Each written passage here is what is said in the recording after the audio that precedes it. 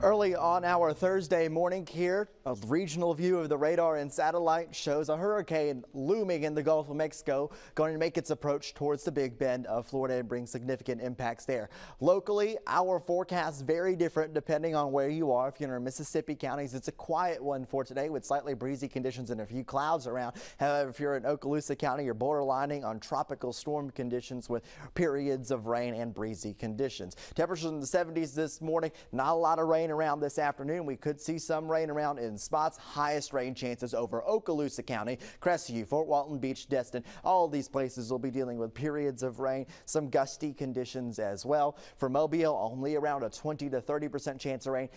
Rain chances drop significantly to almost nothing for our Mississippi counties. Let's break it down on our Fox 10 Futurecast. This is with the HRRR, a high resolution forecast model. I have it zoomed in our local area where we can see just a couple showers around this morning. This is 10 a.m. here on our Thursday. Clouds, you see some showers over Okaloosa. Watch Okaloosa County. It's almost a constant rain. They'll have some periods where there are some breaks, but notice how significantly the rain ramps up as you get closer and closer towards the center of circulation. We are expecting a landfall for Helene this evening, so you'll kind of see how this thing goes locally as it passes off to our east. Look at 5 p.m. It is going to be a very gorgeous sunset, I think, over a good chunk of our area as we have these upper level cirrus clouds, mostly clear conditions over our Mississippi counties.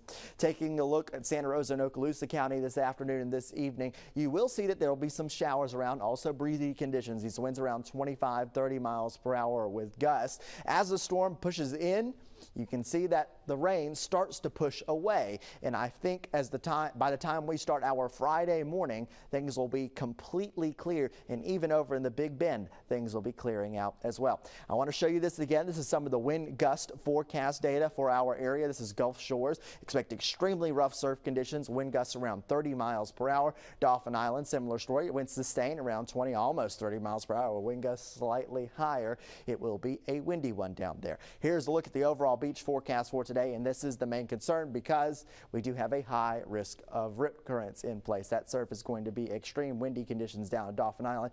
84 degrees, no big chance for rain though.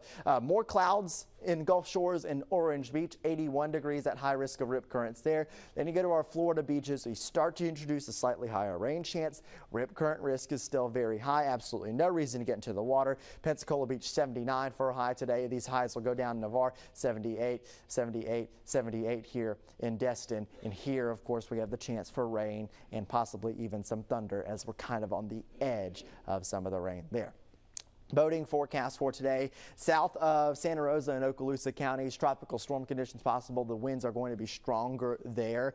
Otherwise, wind gusts around 30 to 40 knots, especially as you get later in today. Bays will be very, very rough. We'll be hitting low tide as the wind gets kind of strongest here. It is an offshore wind, so I don't have surge issues in our area. Maybe some minor coastal flooding simply because of the waves, but you can see 733 for that low tide. Offshore winds locally. Here is Hurricane Helene, the 4 a.m. advisory, 90 mile per hour Category 1 hurricane. It's been trying to develop its inner core, but it's a large storm.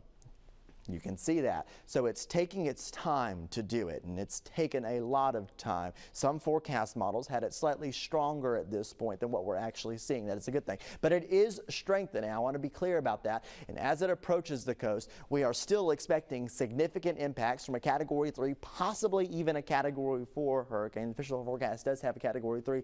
And I've highlighted this area. Anywhere from Clearwater, Tampa, all the way points north. This is going to be a significant surge issue. 5 to 8 feet of storm surge possibly in Tampa Bay. 8 feet would be pushing it towards the most that they've ever seen.